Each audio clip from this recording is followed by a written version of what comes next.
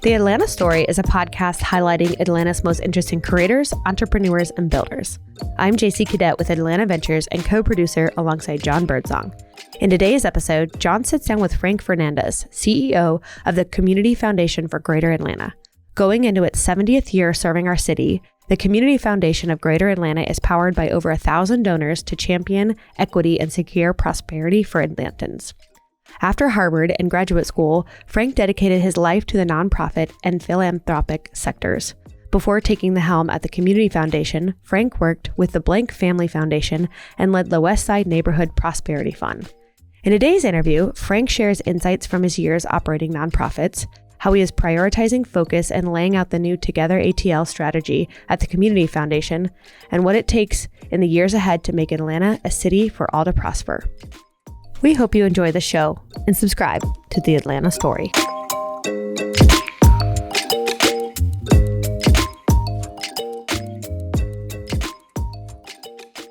Mr. Frank Fernandez, welcome to The Atlanta Story, CEO of the Community Foundation for Greater Atlanta. Thank you for being here. Thank you for having me. Harvard undergrad, went after you graduated to Wall Street, but after a few years of Wall Street, did 180 degrees and went to LBJ School of Public Policy in Austin. Describe what created the change of heart.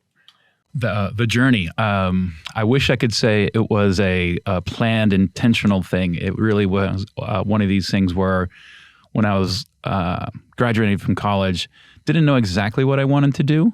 So I thought it'd be a good kind of first job to have, good training. And so I did it. You worked 100 plus hours a week for several years and figured out I didn't want to do that. But I really did, and I do think it was a great training in a lot of ways, and I tell people, I still think in financial metaphors, and so it did definitely give me that orientation and that training that I've used, my whole career. Ultimately, I decided that while it was good experience, good training, it didn't necessarily fill for me what it was that I needed to be happy. Ultimately. And I had this vague notion that I wanted to give back in some way. I didn't know exactly what that meant. And I figured, well, let me go back to graduate school to figure that out. And at the time, I'd been in the Northeast for a while. I didn't want to be in the Northeast anymore. So I wanted to go somewhere warmer. I grew up in Miami. And Austin, Texas was a really great place. At the time, people were talking about it. It was still, I would say, a town. I wouldn't even say it's a city, even though now it's like the 10th largest city in the country. And when I went there and I got to graduate school, that was super helpful for me in making that transition to, okay, what do I want to do with the rest of my life? Mm-hmm. And during school, I'm sorry, go ahead. There's a lot of people who want to give back and serve, and there's the continuum of like, all right, well, I'll donate, weekends, or I'll donate Sundays, or I'll donate evenings. But then there's people who are saying, I'm going to dedicate my career. Did you feel that change? Was there a specific moment when you were like, I'm going to dedicate my career to service and the greater good?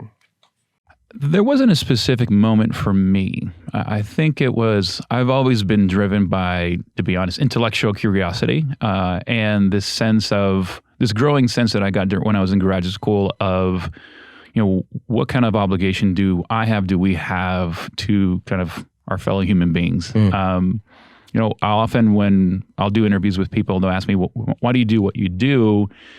And I'll give them kind of this, it's not a stock response, but really it's true. These three different things that really drove me to where I am today in terms of the focus I have, which is, some of it comes from my own faith tradition, right? I grew up Catholic. I went to Albuquerque Catholic school.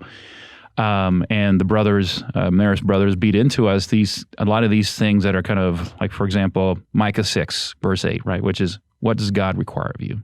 But to do justice, love kindness, and walk humbly with your God. And that has been very much internalized for me, but also I studied philosophy in college and focused on political and social philosophy, which was really about what are our obligations to each other? What responsibility do we have to each other?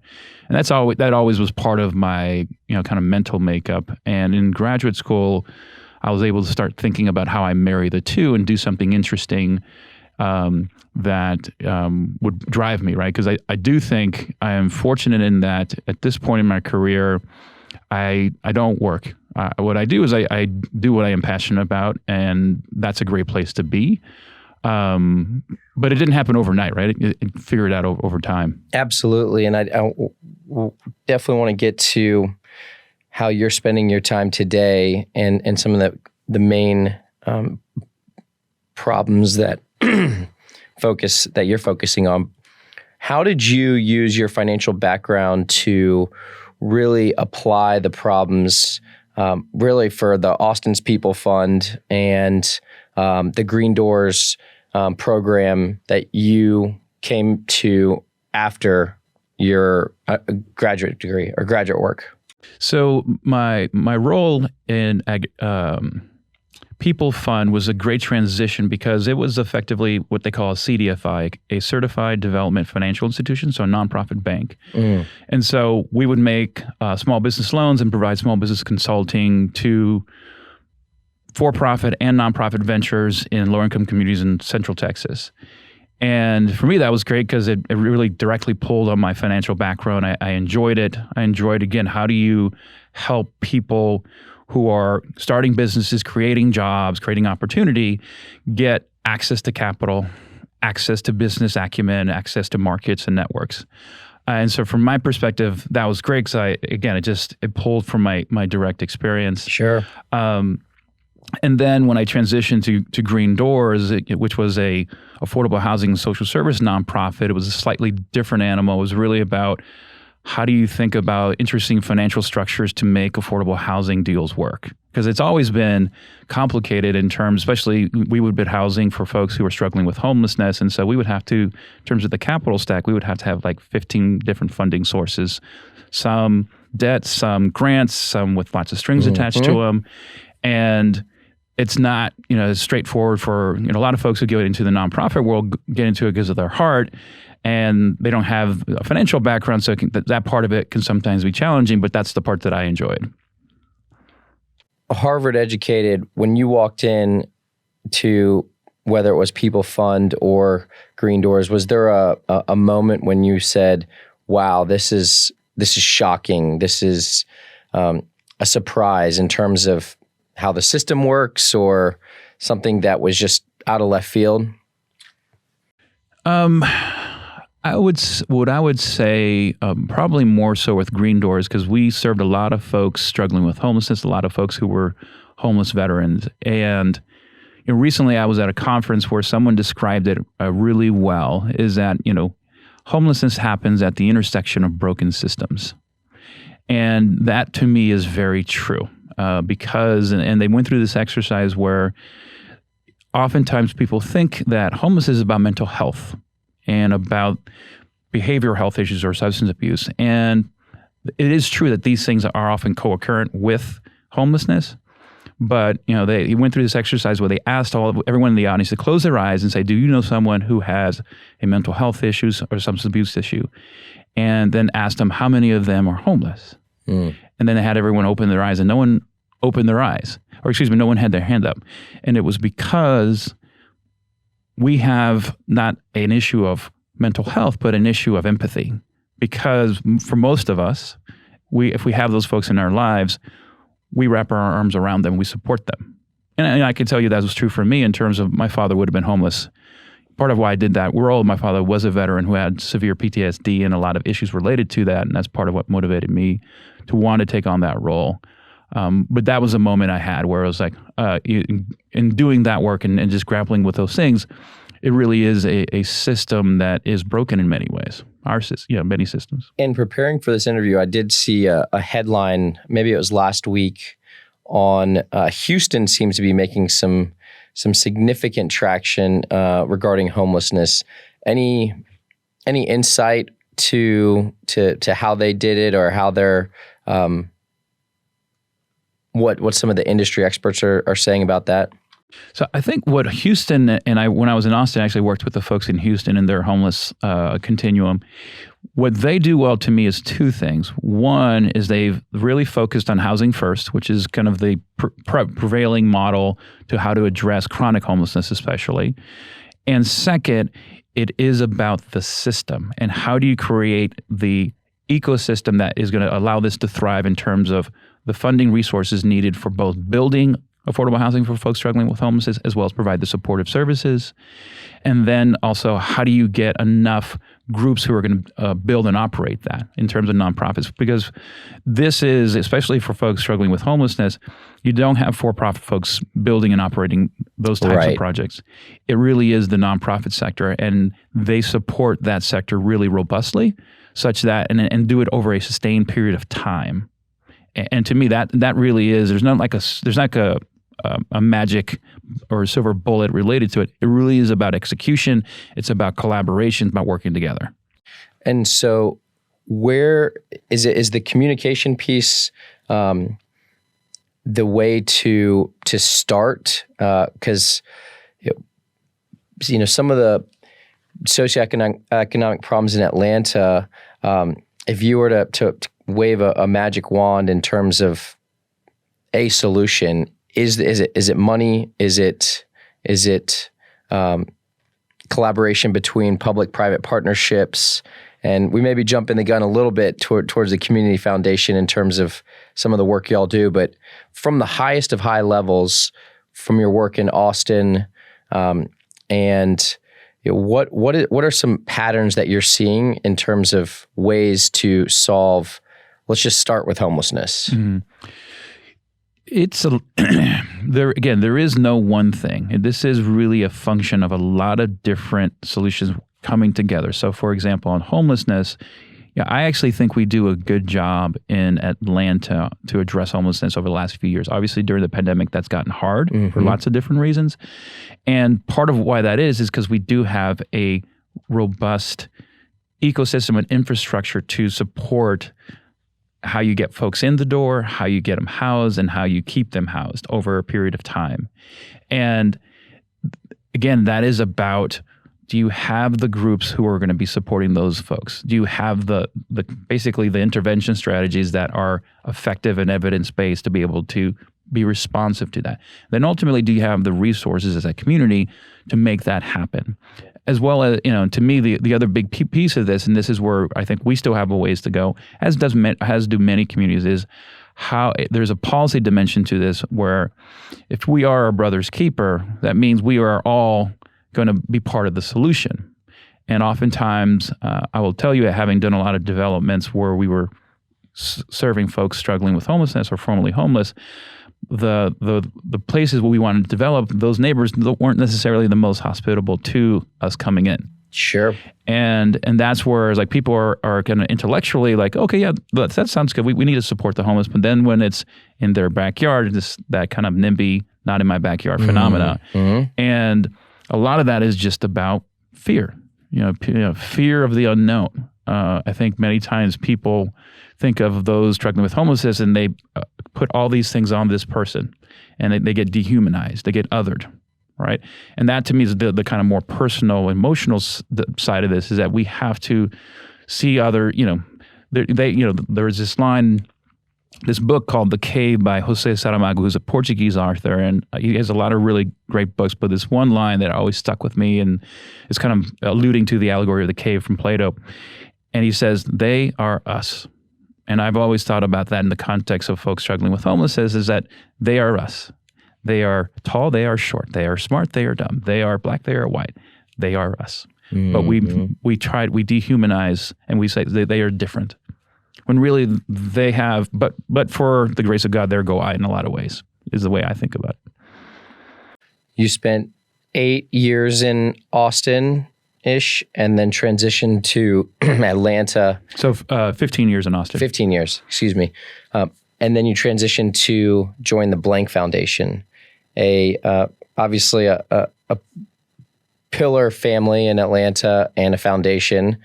What compelled you to take that opportunity, and what were some of the key problems that you wanted to solve when you first started? So, when I moved to Austin, I went there to graduate school. I fell in love with it. My kids were born there, and I was like, I'm never going to leave Austin. Austin's a great city, and it is. I was just there on the Link trip a month or two ago.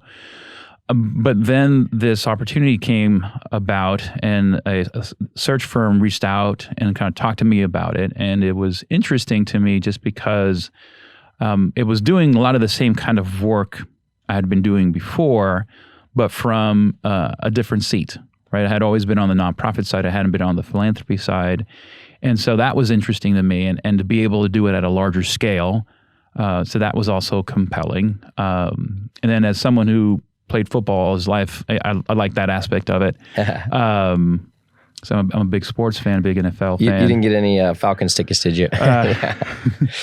I did get to go to some of the Falcons games, which was wonderful. But so those are some of the reasons why I decided to pursue it, and just kind of went through that process. Real quick, the nonprofit versus philanthropic, what are some of the mechanisms that are different there in terms of just operations?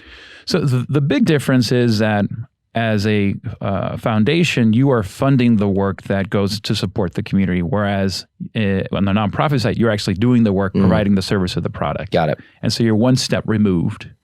And so there's pluses and minuses to that. I'll joke to people now that I'm on the philanthropy side. When I was on the other side for 15 years, or I guess 13 years, I would often have to go meet with funders and tell them how smart they were and how great they were.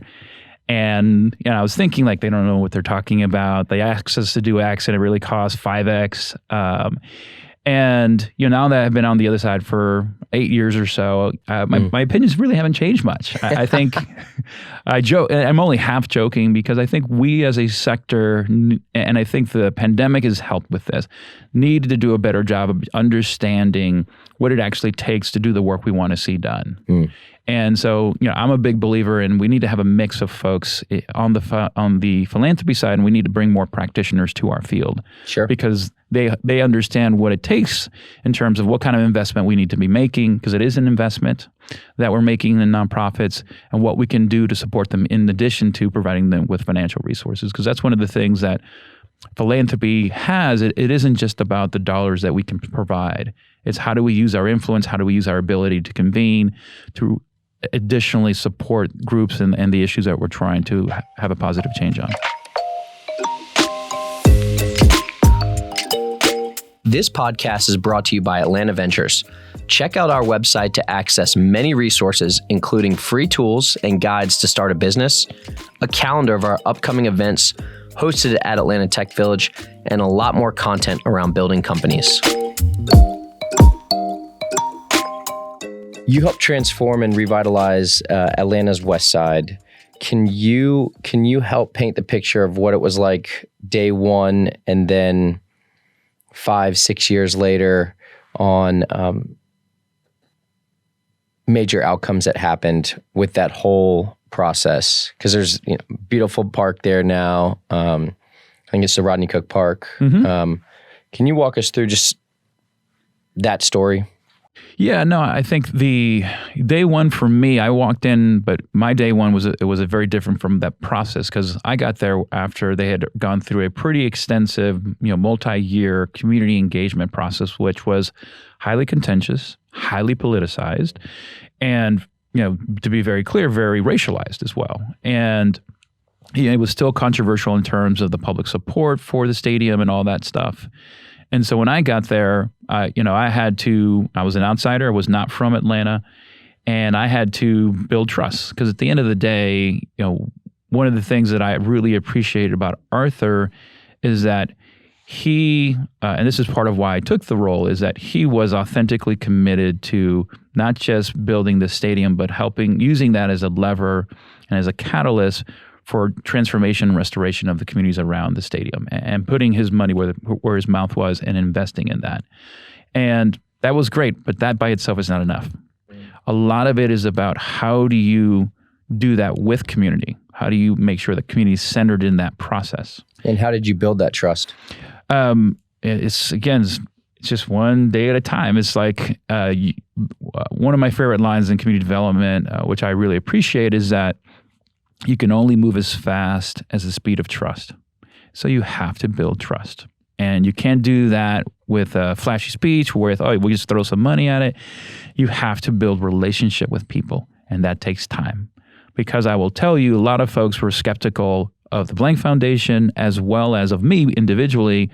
And to me, that was a perfectly reasonable and rational response or starting point, because, past performance or past behavior is the best indicator of future performance. And folks in this community, like a lot of lower income communities across our region, have a series of broken promises made to them. And so why should this be any different until you prove otherwise? And so from my perspective, it was starting from that point of, okay, we got to build trust. That means being in relationship with people, being in the community. So one of the first things we did was open up an office on the West Side, so that we were in the community, not at the offices, the foundation offices. Mm-hmm. Another thing was we needed to provide immediate support to residents in terms of how they connected to the opportunity at the stadium. So open up a workforce development center, train people in construction, and ultimately several other sectors, so that they could start benefiting immediately from what was happening at the stadium in terms of it being built. And so, fast forward over, 5 years, and again, the pandemic has, thrown things a bit, but 5 years later, the stadium is built, we host the Super Bowl. There's been a lot of good transformation in terms of significant reductions in crime, over 70%, a lot of affordable housing preserved and now built. You have the At Promise Youth Center, you have Cook Park, as you alluded to. You have all this investment, and you actually had 3 different parks that were built in that area. That has begun to transform that area. I think you had Hollis School in terms of what was happening there, and that's like it used to be Kennedy Middle School. It got closed. It got reopened as the Hollis Pre-K through 8 school, having really great outcomes for kids. So a lot of things moving in the right direction. I think the big challenge that I think they're still grappling with, as we are grappling with throughout the city, is what do you do when you actually are successful and you do start to revitalize a community with residents? How do you help them stay there? How do you address the specter of gentrification? Because the home ownership rate on the West Side was less than 15%. So most of them are exposed in terms of their renters. And so to me, that's the big thing that they're still working on. You have groups like the Westside Future Fund and others who are trying to address that, but it's an uphill battle. But they're focused on it. They have plans. They're building and preserving units, and to me, that's the thing that, as we fast forward now to the Community Foundation, we're focused on in terms of the place-based work we're trying to do in partnership with others. Is how do we get in front of that? So before we move to the Community Foundation and all the wonderful work y'all are doing there, if you were to tell the Frank Fernandez of 7 years ago, hey, this is what you know now, is there anything you would have done differently, maybe around the housing, or is there any, is there if you were to teach a class, what would those things that you would tell the students that said, hey, just make sure to watch out for this? No, I think you touched on it. The main thing is we should have figured out a way to move more quickly on housing. In turn, because when we started the effort in 2014, you could buy a lot with improvements on it for $10,000, $15,000, $20,000, and now that's in excess of $100,000, $150,000. If not more. I haven't checked the most recent numbers. And so we would have had the opportunity to be able to really lock in for the long term, housing and other property for community benefit.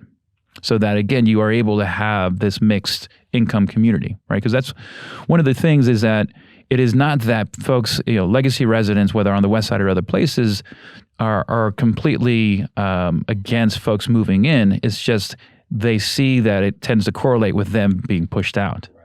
So part of what we and pretty much every major American city is struggling with is, how do we do that?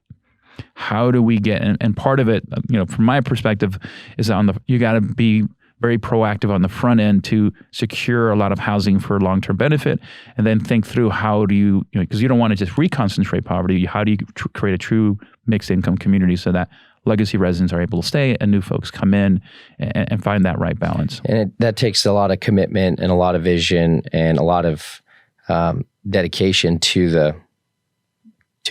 that cause. And then so let's talk about the Community Foundation for Greater Atlanta. I hear so much about it, and I kind of feel like it's almost like the Wizard of Oz of philanthropy in Atlanta, because, well, first just tell us what it is, and then also why you decided to go there.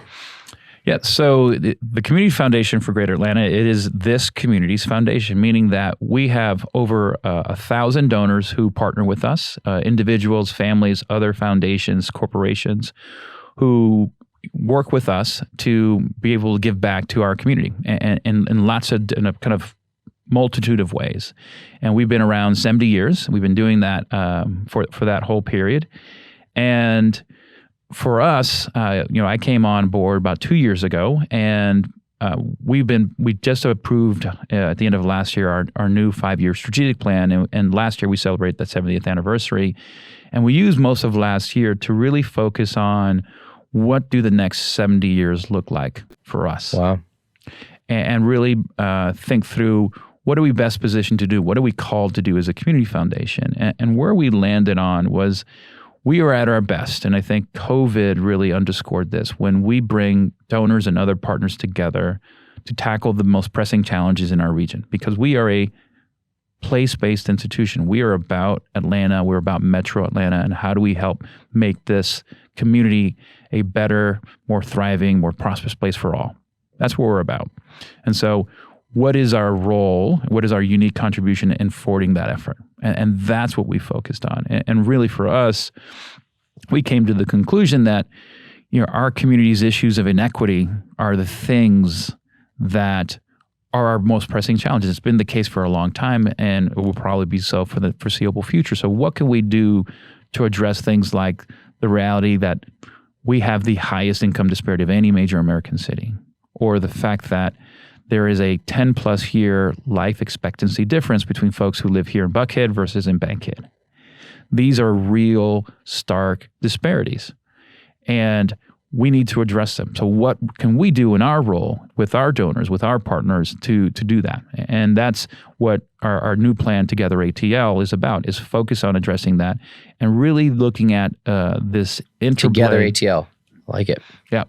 And part of that is because these issues are not solvable by one entity. Right. It really requires the philanthropic sector, the public sector, the private sector, and importantly, the communities that we're trying to support and serve working together to really have a shot at changing that trajectory, changing that dynamic. Mm-hmm. And where we landed is that we're really focused on this interplay between place and systems, and thinking about one of the tensions that you often have in philanthropy is that where do you focus? Do you focus on feeding people and kind of addressing kind of the symptoms, right? Where, in terms of food insecurity, sure, or being housing unstable, or do you kind of go earlier on and go at root cause and systems change so that these things never happen?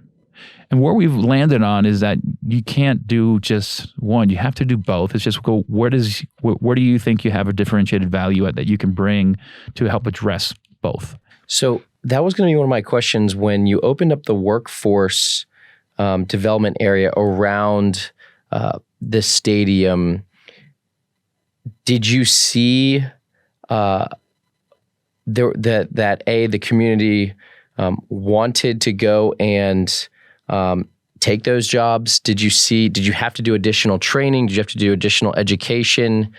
And tying that back to the focus of the Community Foundation, right? I mean, is that focusing on early stage education? Is it focusing on workforce development? Is it focusing on homelessness of today now?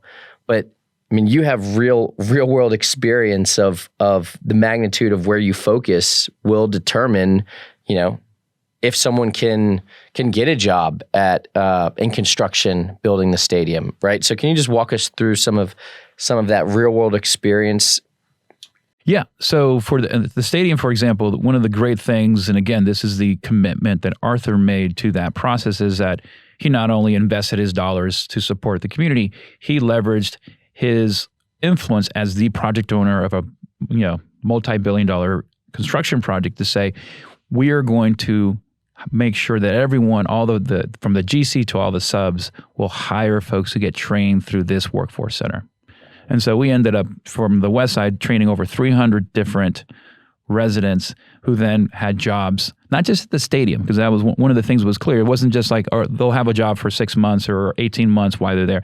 It's how do we create a pathway to a career for them? And so that, to me, is a big part of doing that, is that you have to be comprehensive and you have to be think long-term in terms of, in workforce, for the last, I'd say 10 plus years, there's been a big focus on kind of sectoral partnerships, meaning that what are the sectors where there's both job opportunity and that align with kind of where folks are at, where they can get to, right? And we're talking about folks who are adults and even young adults, right? And construction is one of those areas where there's a huge need, and it's an area that you can actually make a good living and you don't have to have a master's. Or you can have a 2-year, not necessarily a 4-year.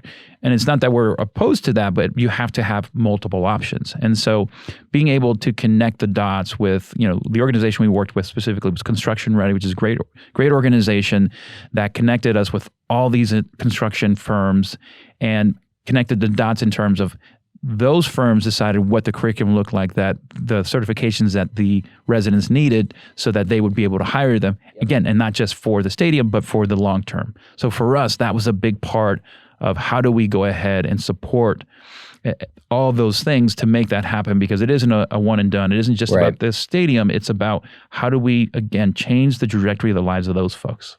Now bringing that to the Community Foundation today around where you focus, right? Knowing that just beautiful vision that y'all have for the next 70 years, how do you prioritize that focus? So for us, what we decided is like, we're going to focus on place and systems in place. What we mean by that is that we have to address the here and now.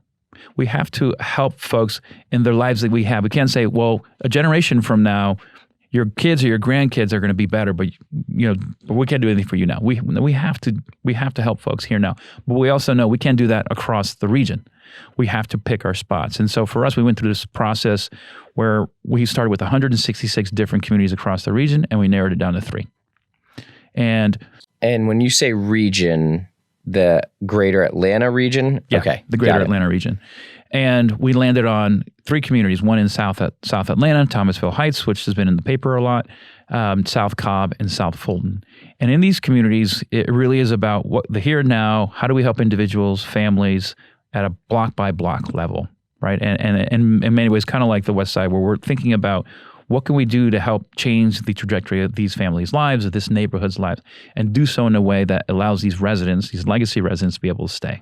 Right. So that will be workforce, that will be housing, that'll be mental health, it'll be all these things, education, all these things. And then we take a step, so that's part of the place work, and then we take a step back and we talk about systems, and we think about, from a regional perspective, what are those systems we can affect? And we landed on 4 that we think we have the opportunity to make a contribution. One is around affordable housing. A second is around the arts, because we've been historically a primary funder of arts organizations, small and medium arts organizations, for 30 plus years, and we want to continue to support that and do it differently, do it more equitably. Also, and do y'all work with the Woodruff Foundation at all on that? Yeah, no. So we work with Woodruff in a multitude of ways. They've been a great partner in a lot of our efforts. The other 2 areas are around democracy and then income and wealth, and that kind of speaks to going back to workforce development. That's an area that we really think there's a big opportunity in our region. A few years ago, when I was at the Blank Foundation, we had brought down these folks from Harvard, the Raj Chetty folks who've done a lot of data work around opportunity. And they had this one chart that really has stuck with me, which talked about basically kind of mapped out what are those metro areas across the country that done a really good job creating jobs. Yeah. And Atlanta, Dallas, Seattle, these places have done a great job. and they were an outlier in a positive way. But then you connected that to and what kind of job have you done in connecting low-income folks from that community to those jobs? And Atlanta is an outlier in a negative way in that way. And so to me, it spoke to the opportunity. A lot of communities don't have the job growth that we have here in Metro Atlanta. So we have that. So Right. what we have to figure out and do a better job of, and then how do we connect the folks who are here, who are unemployed, to those jobs? Yep. And to me, that's one of the things we're going to focus on is how do we help that ecosystem that connects those dots? Because it's about the nonprofit groups that provide training. It's about the technical college system. It's about the workforce investment boards. It's about how we partner with the city of Atlanta and the counties to help support that. And for us, that's where we think we can have a unique contribution, is helping to strengthen and buffer and buttress that system. We're obviously having this interview in the Atlanta Tech Village. How much of it is technical training in terms of the jobs, the job growth, and connecting the technical training required for all the jobs that have come in Atlanta? But what is that? Is it workforce development? Is that the solution to kind of bridge that gap of, hey, we got a lot of jobs. A lot of the jobs are technical. Where do you see bridging that gap?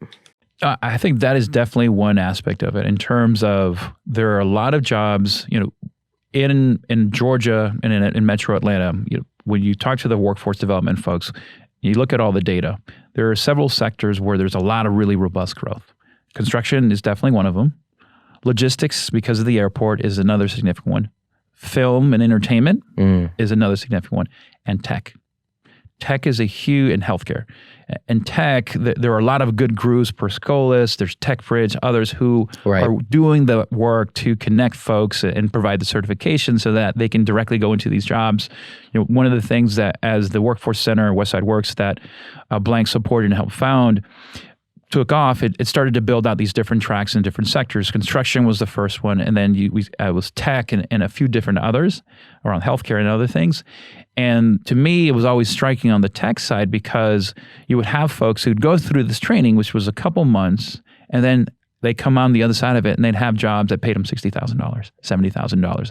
And someone's life like that is transformed. And so to me, that is definitely a big part of the solution. But this stuff, again, I go back to, there is no silver bullet. That by itself is great, but it's insufficient. There are still other things that you have to address around the table in terms of housing, for example, and education, in terms of how you help folks break, because it is still the case that connecting folks to higher ed is the best disruptor of the cycle of poverty. And that goes back to the systems place.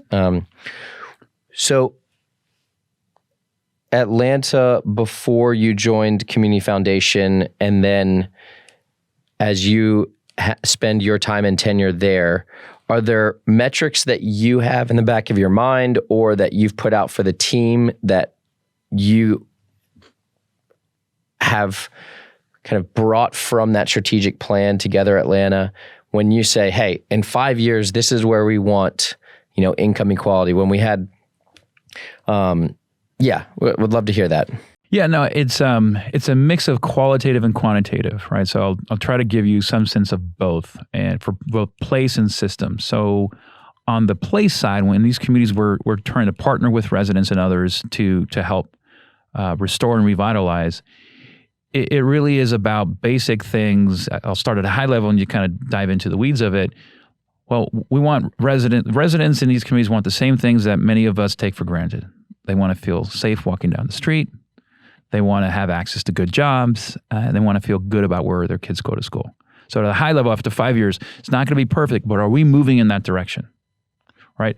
And for us, we're in the process of finalizing our own, what I'll call kind of equity disparity dashboard, where we're looking at, 15 to 20 different socioeconomic indicators that speak to that. And what we're trying to do is reduce these disparities we know exist between these communities and say the citywide average and statewide averages, and then also thinking about it in multiple dimensions in terms of looking at stuff like race, gender, geography, class, LGBTQ status, depending on the issue, because we think that as we start to reduce this disparity, we start to really internalize and push this idea of, because at the end of the day, at a high level, what we are about is helping to build a more prosperous and more equitable place for all, not just some, but for all who call Metro Atlanta home. That is what we're focused on. And so we have to look at the data in terms of graduation rates, employment rates, per capita income, home ownership, how kids are doing in third grade reading, eighth grade math and science. These things that are, the indicators are out there and people have been using them. It's just, how do we get alignment on, these are the key indicators we're all going to look at, that we're all going to see how they track over time, right? So at a neighborhood level in these places, these are the kinds of things we're going to look at. On systems for us, we have these 4 systems, and we're going to be looking at things like for affordable housing, it's you can put a number to it. We in our strategic plan said we want to help create and support more than 5,000 units over the life of this plan to support folks so that they can stay in their homes, or folks have the ability to enter into a home. And that's just one area. That's just one area. And then as we go forward, for each of the different areas, we have different goals. So like for democracy, for example, which is really about how do we help ensure that everyone's voice is heard and every vote counts, is that we will be able to ensure that participation rates in voting and registration are the same across different communities, because we know they're not, right? And that's a big part of this. And one of the things that we're trying to do as a function of this new strategic plan is, we have this focus on place and systems, but at a higher level as well, we also know that there are a lot of different things that either amplify or circumscribe people's access to opportunity, right? And we kind of dance around it, but it's about race, it's about gender, it's about class, it's about geography, these things that, again, have an impact, and making sure we're being thoughtful about how we do that. And for us, we are thinking and starting with racial equity because we know it's so determinative in the South. And do so in a way where we're going to talk about it explicitly, but in a way that calls people in. We're not trying to call people out. Is how do we work on these issues constructively? Because at the end of the day, a big part of what our role is, we are bridge builders. We help connect folks from different perspectives and say, how do we move forward with solution? Other folks have other roles. Right. Our role is to bring folks together and say, okay, what can we do constructively? But also be willing to have and facilitate hard conversations. And that's part of just even the makeup of the community foundation, right? You've got 1,000 donors, and there are several nonprofits. How many nonprofits are in your kind of ecosystem? We have over 400 nonprofits in our ecosystem. Last year, we made over 11,000 grants. So we have a lot of folks that we work with, and both on the donor side and the nonprofit side. One of the things as part of this new plan, we've really kind of gotten clear for ourselves is at the end of the day, our ultimate stakeholder is in our name. It is the community. We serve the community, and we partner with our donors and nonprofit partners to serve the community. And in doing so, we feel that we're going to serve our donors and nonprofits better. So for the listeners, how can they start taking a step on some of those bridges that have been built?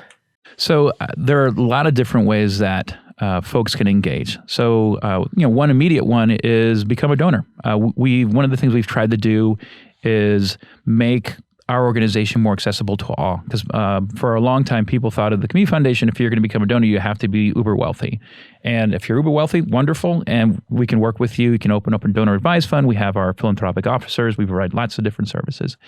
But even if you're not uber wealthy, there are ways to engage. So for example, as part of this launch of Together ATL, we've now made it much more affordable and accessible for anyone to invest in Together ATL. We've created a fund that kind of speaks to this, that allows people to invest in what we're trying to do around building greater equity and shared prosperity. But then also some folks may want to invest in a particular community like Thomasville Heights or housing or the arts, and giving folks those opportunities, and then being able to talk about, here's what your investment is going to convert to and generate. Frank, thank you so much for being on the Atlanta Story podcast. Before we leave, we always ask the question, why Atlanta, and what has Atlanta done for you? Definitely know why Atlanta, or at least why it brought you, but tell us, what makes it such a special place, knowing that, from Miami to Cambridge to Texas, I mean, you have had a lot of opportunity to go anywhere. It's when I got here, I would joke that I like Atlanta more than I thought I would, and then people would be like, "Well, what did you think?" And I hadn't spent a lot of time here before I moved here. Very little, in fact. Just Hartsfield. Pretty much.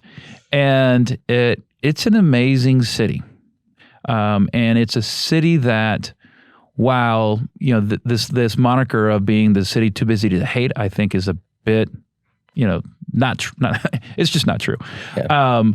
But it has, because of the kind of the symbolism of the city, its history, its civil rights history, it has, and we have this opportunity to really be a beacon for other cities and other communities in terms of how you move forward in the 21st century, how you move forward from the last couple of years differently, and a willingness for folks to engage that I think is unique and special. Frank, thank you so much for being part of the Atlanta Story. Thank you for having me. Appreciate it.